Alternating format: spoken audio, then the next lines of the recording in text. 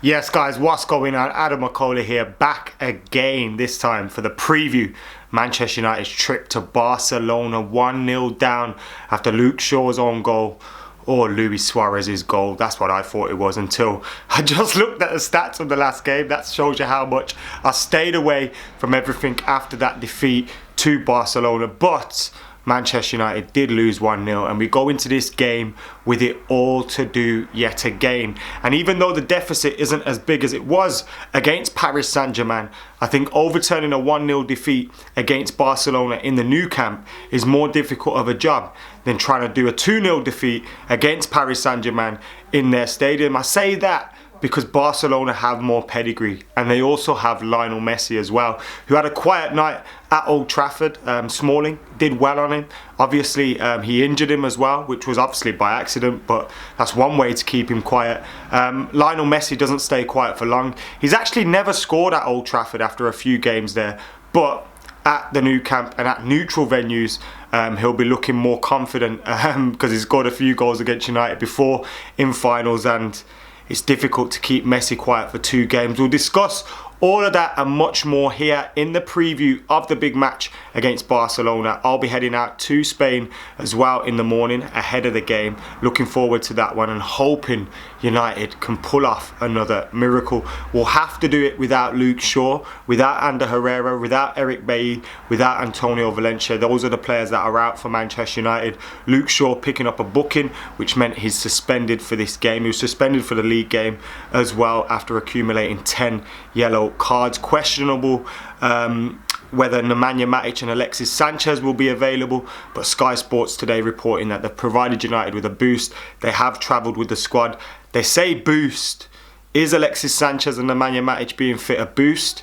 I say that it's a bit disrespectful, but I think Scott McTominay has come in and done fantastically well against a very, very mobile Barcelona side. Nemanja Matic maybe, coming back from an injury is not the best selection choice in that midfield position. Alexis Sanchez hasn't pulled up trees at all for Manchester United. So, this game is going to be a very, very difficult game, and the team selection is going to be vital as well as to whether Manchester United get enough can actually pull off this miracle. Questionable whether Rakitic will be available for Barcelona, and Sergio Roberto and Rafinha's out for them as well. But obviously their main players are very, very fit, and where Manchester United can hurt them is going to be interesting, because you look at the way we play football and the way we've played away from home against some of the bigger teams. Our record away from home is fantastic. We've beaten Spurs, we've beaten Arsenal in the FA Cup, we beat Paris Saint Germain, we've beaten Juventus, and we've beaten Chelsea in the FA Cup as well. So we've had some very, very good results on the road, and that will give the lads confidence. But we have to rely on Barcelona having a little bit of an off day, United, having a perfect tactical performance as well, and keeping them out at the other end. I feel confident that the gaps will be there for United to score goals and create chances, and we have to perform better than we did against West Ham and against Barcelona in the first leg as well, although I don't think that was too bad. But we have to take our chances when they arise, whether that's falling to Martial, Rashford, Lukaku, whoever. They have to take their chances when they come. I do think we'll get 1 or 2, but for sure Messi and Cole will make their own chances as well, and if they take them, it could be a long night for Manchester United. But with David De Gea in between the sticks, he made a world-class save against West Ham. Obviously, he made a mistake as well for their goal, and his distribution has been very, very questionable this season. But David De Gea could go there and pull off one of those world-class nights, keep us with a clean sheet and help us towards getting a result. But it's a massive, massive task at hand. A massive task at hand. How do I think we can achieve that? Obviously, you're going to be relying on a solid defensive performance. Have we got the defenders there to do that? Look, they've shown at times that they can put in big performances. Without Luke Shaw, we're going to have to chop and change things. Is Darmian going to come in? Is Rojo going to keep his position? He wasn't great against West Ham at fullback. Are we going to bring in another centre-half?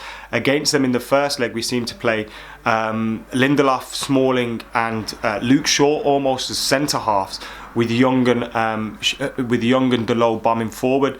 Now, Dalot's bound to start. It's looking like, because of the suspension to Luke Shaw, Ashley Young will keep his spot. Now, he had a dreadful time in the first leg, didn't have a great time in the final third at all in terms of his delivery, and defensively he was found wanting as well. He had a rest at the weekend because he was suspended. He's available for this game. Whether he starts or not remains to be seen, but given the fact that we've got players out, we've got players suspended, and the fullbacks that we do have, you know, Rojo isn't looking great. Darmian hasn't played for a while. I like Darmian. I think he's a player that's kept his head down whilst he's been here, worked hard whenever he has come in. He obviously had that fantastic night in Stockholm, and when he first came to the club he had a decent time, but apart from that he's been very up and down at Manchester United. He seems destined to leave, but he does, you know, work hard. He doesn't make any fuss, and I'd probably rather even see Darmian than Ashley Young, but with a lack of game time under his belt, probably not going to happen. So we have to rely on Ashley Young to come in and do a job again, and that's what we've been relying on, which kind of shows you where we are. United aren't in a great position in terms of the players that we have and the calibre of players that we've got. When you look at some of the players that were starting against Barcelona or against PSG, you know, we shouldn't be competing against these sides.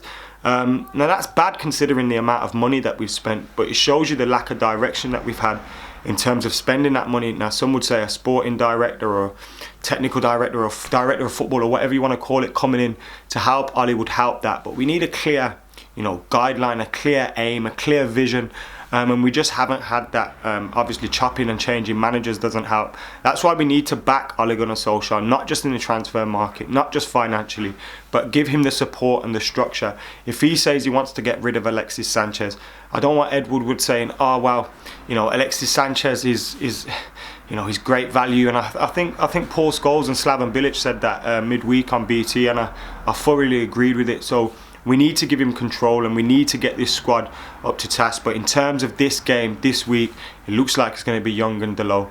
I'll give you my predicted team. I expect we'll see David De Gea in goal, obviously. Young and Delo, I think they'll be the wide men again. Wouldn't be surprised to see us go with Smalling, Jones and Lindelof, and then play in the midfield McTominay, Fred, Pogba, with Rashford and Lukaku up top. That's how I can see us playing. 3 centre-halves, 2 wing-backs or 2 wide full-backs who get back and get forward on the counter-attack. McTominay and Fred in there trying to feed Pogba to try and find Romelu Lukaku and Marcus Rashford. Now I imagine, I know Barcelona don't have to go out and look for goals because they've got the comfort of that away goal and the 1-0 lead, but they're going to look to attack at home, and hopefully that will mean their defenders push forward. Piqué had a fantastic game at Old Trafford. He was cutting everything out, but if he pushes forward, Rashford, Lukaku or Martial or whoever it is hopefully can get in there. Now I would say Martial, Lingard to start, but they haven't looked like they've been in form. Rashford obviously hasn't been in form either. Lukaku hasn't been in form.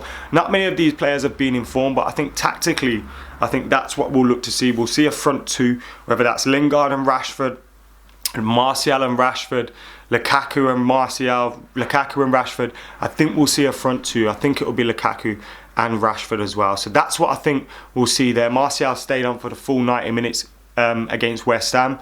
Maybe that was with, you know, him not starting this game in mind, and I don't think he can complain because his form since his return from injury hasn't been good enough. We need to get him back to it, but it'll be interesting to see who starts in the game. But that's my predicted 11. Obviously Barcelona are a difficult team to play against. They're a massive side, and if Lionel Messi turns up, you've got all sorts of problems. But as we saw in the first leg, Luis Suarez is as equally as a problem for Manchester United, and they've got fantastic players all over the park. So it's going to be a very, very difficult game. I'm not sure how I feel about this one. We're going to have to rely on a solid defensive performance. We're going to have to rely on maybe Messi having an off night or someone pulling off a worldy performance to stick him in their back pocket. But it's going to be difficult. Fingers crossed we can do it. The last time we went to the Nou Camp, well, I say the last time, 20 years ago when we went to the Nou Camp, we pulled off a magnificent 2-1 victory against Bayern Munich. We had that 3-3 draw there as well. That obviously wouldn't be good enough to send us through. But a 2-1 victory for United at the Nou Camp, 20 years on from 1999, guided by Ole Gunnar Solskjaer. Could it be? I really hope so. I've got to say though, I haven't got that good feeling that I had for the PSG game. I feel like Barcelona have got more about them and they'll probably get the job done. But I'm going to be going over to Barcelona with hope, and I'm going to say my heart says 2-1 United after extra time. My head says 2-1 or 3-1 to Barcelona, but there's always hope. And as Ali says, mountains are there to be climbed, ain't they? Anyway, guys, get your predictions, your predicted 11s, your comments in the comments below. Make sure you're subscribing, liking, commenting and sharing to Adam McKola TV. And for now, I'm Adam McKola. This has been a Barcelona preview. I'm out of here.